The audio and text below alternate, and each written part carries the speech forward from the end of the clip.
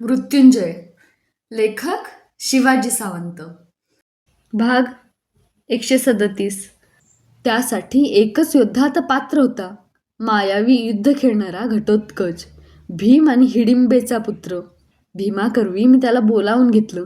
आपल्या पराक्रमाला कुठंच वाव न मिळालेला तो धिप्पाड भीमपुत्र सर्व पांडवांचे आशीर्वाद घेऊन कर्कश शीळ घालणाऱ्या अरण्य वाऱ्यासारखा कौरव सेनेवर आपल्या राक्षस पथकांसह तुटून पडला.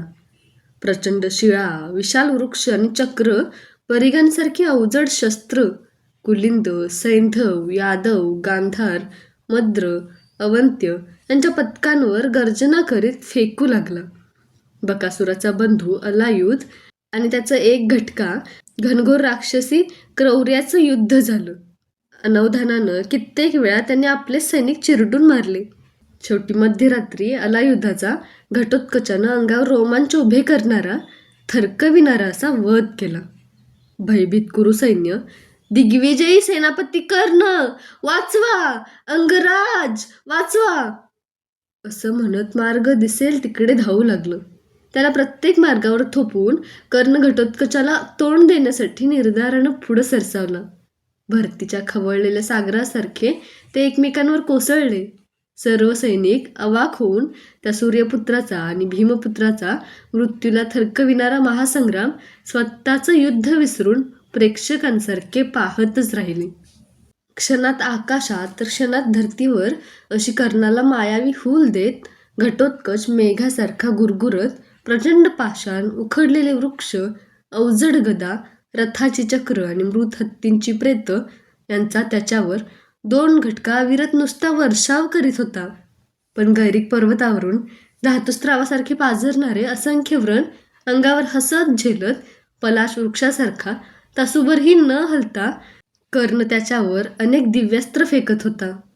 पुन्हा पुन्हा सूर्यस्त्रोत म्हणत गोल गरगर फिरत बाणांचे प्रपात अखंड वर्षवत होता. हजारो कुरु सैनिक घटोत्कचाच्या दीडमूड करणाऱ्या मायावी युद्धात गतप्राण होत होते. प्राणांती किंकाळत होते. खवळलेल्या कर्णानं घटोत्कचाच्या रथावरील सारथी विरूपाक्ष याला एकाच मर्मभेदी बाणानं खाली कोसळविला. चिंताक्रांत दुर्योधनानं मध्येच कर्णाच्या रथाजवळ येऊन त्याला हात उंचावून सूचना केली. कर्ण, इंद्रानं दिलेली वैजयंती शक्ती या घटोत्कच राक्षसावर सोड, नाहीतर उद्याचा दिवस कुरुसेनेला दिसणारच नाही. अंगराज, वैजयंती सोड. नाही दुर्योधन, मुळीच नाही. वैजयंती अर्जुनासाठीच जतन केली आहे. तेवढा एकच फासा जीवनभरच्या द्यूतातून आता माझी लज्जा राखण्यासाठी माझ्या हाती आहे. दुर्योधनाच्या कानठळ्या बसाव्यात इतक्या मोठ्यानं ओरडून कर्णानं निकराचा नकार दिला. घटोत्कचानं भयभीत केलेले कुरु सैनिक गुडघे टेकत लक्ष मुखांनी केविलवाण्या स्वरात ओरडले. दानवीर अंगराज कर्ण, वैजयंती सोडा, आमचे प्राण वाचवा, घटोत्कचाला वधा, आम्हाला प्राणांचं दान द्या, प्राणदान. अंगराज, दानवीर, प्राणदान द्या. दान, तो 2 अक्षरी शब्द त्याला जीवनभर सदैव मोहवीत आला होता. त्या शब्दाशी कणाकणांनी निगडीत असलेला त्याचा उच्चात्मा क्षणात द्रवला. डोळे मिटून त्यानं क्षणभरच चिंतन केलं आणि आपल्या भात्यातील इंद्रानं संतुष्ट होऊन भेट दिलेली वैजयंती शक्ती, एकमेव हाती उरलेली अंतिम शक्तीही घटोत्कचावर फेकली. आता त्याचं जीवन अक्षरशः रिक्त भात्यासारखंच झालं होतं. आकाशाचं छतच कोसळून अंगावर पडत आहे असंच वाटावं इतका विशाल देह धारण करून मायावी घटोत्कच कसा तरीच अक्राळ विक्राळ ओरडत केकाटत खाली कोसळला. अशोक वृक्ष कोसळताच त्याखाली वारुळातील अगणित मुंग्या चेंगरून ठार व्हाव्यात तसे नुसते चेंगरूनच कित्येक कुरुसैनिक त्याच्या विराट अवजड देहाखाली ठार झाले. रात्री युद्ध संपलं. कर्णाला वैजयंती विरहित म्हणजे निकामी करण्याचं घटोत्कचाचं जीवित कार्यही संपलं. कुठंतरी दूरवर एका रानकोंबड्यानं सूर्योदयाची बांग दिली. 15वा रोमांचक दिवस उजाडला. शुद्ध प्रतिपदेचा अविस्मरणीय दिवस होता हा. पद्माकर सैन्यरचना करून गुरुद्रोण अग्रभागी उभे ठाकले. रात्रीच्या अविश्रांत युद्धामुळे सुद्धा थोडंही न थकलेले दोन्ही सैन्यांचे योद्धे पुन्हा एकमेकांसमोर उभे राहिले. इंगुदी संपलेल्या जागजागच्या पलित्यांमधून नुसताच कडवट धूर बाहेर पडत होता. अर्जुनाचं नायकत्व लाभलेली पांडव सेना कुरूंना भिडली. कुरुक्षेत्रावरच्या सेना जसजशा क्षीण होत होत्या तसतशा सरस्वती आणि दृषध्वती मात्र वीरांच्या उष्ण रक्तांचे पाठ घेऊन फुगत होत्या. सगळ्या युद्धभूमीवर रक्त, मांस आणि धूल यांचा कर्दम साचला होता. दक्षिणेकडची बाजू उतरती असल्यामुळे दररोज तो हळूहळू सरकत दक्षिणेकडे साचत चालला होता. धडधडणाऱ्या चितांची प्रतिबिंब दृषध्वतीच्या रक्तमय पात्रात भेसूर दिसत होती. युद्धभूमीवर ना पांडवांचं राज्य होतं ना कुरूंचं. अदय, विकराल मृत्यूस तिथला अनभिषिक्त सम्राट झाला होता. हवा त्याला मुक्तपणे कवटाळत होता. दिग्विजयाचे घोडे धावडीत होता. अन्य सर्वांचे दिग्विजय नगण्य म्हणून त्यानं निकालात काढले होते.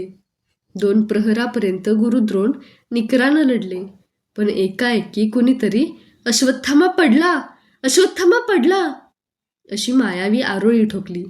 वास्तविक अश्वत्थामा नावाचा एक हत्ती मालव प्रांताच्या इंद्रवर्मा या राजाचा होता. तो ठार झाला होता. सत्यासत्याची परीक्षा पाहण्यासाठी द्रोणांनी सगळ्या समरांगणातून फिरवीत आपला रथ शेवटी सत्यप्रिय युधिष्ठिराच्या रथाजवळ आणला. युवराज युधिष्ठिरा, सर्वजण आक्रोश करताहेत की अश्वत्थामा पडला. खरोखरच माझा प्रिय अशू गतप्राण झाला काय? सांग, या गुरुद्रोणाची गुरुदक्षिणा म्हणून तरी सत्य काय ते सांग. माझा तुझ्या सत्यप्रियतेवर विश्वास आहे. गुरुदेव, अश्वत्थामा पडला हे सत्य आहे, पण तो मानवांतील की हत्तीतील ते मला माहीत नाही. युधिष्ठिर जीवनात प्रथमच असत्य बोलला. दुसरं वाक्य अस्पष्ट, तोंडातल्या तोंडातच त्याला स्वतःलाही ऐकून न येईल असं बोलला. तसं हातातील धनुष्य फेकून पुत्रवियोगाच्या दुःखानं विवल झालेल्या द्रोणांनी रथातच पद्मासन घालून ध्यान धरलं. त्या 90 वर्ष वयाच्या दृढ मनाच्या वृद्धाची जीवनावरची श्रद्धाच भंग पावली. मिटल्या डोळ्यांनी देहाच्या अंधाऱ्या गुहेत आत्म्याची ज्योत कशी प्रकाशत असते हे पाहण्यासाठी त्यानं मनाचे नेत्र उघडले. इतक्यात आरक्त नेत्रांचा दृष्टिद्युम्न कोसळणाऱ्या विजेसारखा आपल्या रथातून खाली उतरला. कमरेचं खडग उपसून धावला. पांडव थांब थांब म्हणून ओरडत मागून धावत असतानाच द्रोणांच्या रथावर एका झेपेतच चढला. कुणाला काही समजायच्या आतच मस्तकावर एकत्र बांधलेले त्या वृद्धाचे पांढऱ्या घोड्याच्या दाट शेपटीसारखे विपुल केश मुठीत घट्ट धरून एका प्रहरातच त्यानं धड मस्तका वेगळं करताना तो डोळे विस्फारत ओरडला. माझ्या पित्याचे हात बांधून त्याची धिंड काढायला लावणाऱ्या, त्याचा वध करणाऱ्या अधमा, अश्वत्थामा गज की नर हे आता स्वर्गातल्या इंद्राच्या ऐरावतालाच विचार. आणि हातातील मस्तक दोन्ही सेनांच्या मध्ये त्यानं सरळ धुळीत फेकून दिलं. सर्वांनी हृदयविदारक यातनेनं डोळे मिटून घेतले. मनामनांवर प्रेमाचं राज्य करणारा गुरुश्रेष्ठ धुळीत पडला होता. शेवटी कर्णाला पदोपदी नाकारणाऱ्या द्रोणांनाही अदय मृत्यूनं नाकारण्याचा दिवस उगवला होता. अफाट सेनेतील गर्जणारं युद्ध द्रोण पडले हे ऐकताच आपोआप थांबलं. दोन्ही सेनांतील कित्येक योद्धे दाटलेल्या कंठांनी त्यांच्या रथाभोवती जमले. अश्वत्थाम्यानं अश्रूंचं सिंचन करीत आपल्या पित्याचं मस्तक पुन्हा धडावर बसविलं. जीवनभर द्रोणांनी लाथळलेला कर्णही पाझरला. पुढं होऊन त्यांच्या अचेतन चरणांना हस्तस्पर्श करताना त्याच्या डोळ्यांतून ओघळलेले अश्रू द्रोणांच्या अमर आत्म्याला म्हणाले असतील, गुरुदेव, जीवनभर तुम्ही मला कधीच ओळखलं नाहीत, कधीच नाही. काहीच न बोलता त्यानं प्रेमभरानं अश्वत्थाम्याच्या खांद्यावर आपला हात ठेवला. सर्व विसरून अंगभूत स्नेहानं पित्याच्या दयनीय अंतामुळे खवळलेल्या अश्वत्थाम्यानं नारायणास्त्राचा प्रयोग केला. अश्वत्थाम्याच्या नारायणास्त्रानं हजारो पांडव सैनिक जाळून पोळून काढले. शेवटी मी स्वतः पुढं होऊन ते दिव्य अस्त्र शांत केलं. संध्या समयाची भीषण छाया कुरुक्षेत्रावरच्या शिबिरांभोवती दाटत होती. गुरुद्रोणांच्या पेटत्या चित्तेकडे पाहताना दुर्योधनाचं अंतरंग पेटत होतं. शोकविवल झालेल्या अश्वत्थाम्याचं दुःख किती गहन गंभीर असावं याचा विचार आणि गुरुपुत्राचं समाधान करण्याचंही भान त्याला राहिलं नाही. झपाझप पावलं उचलीत मनगटावरून उत्तरेला वारंवार झटके देत जखमी हत्ती नदीच्या पात्रात घुसतो तसा तो द्वारावरचा जाळीदार पटल दूर फेकत अश्वत्थाम्याच्या शिबिरात घुसला. काय बोलावं कसं बोलावं तेच त्याला सुचत नव्हतं.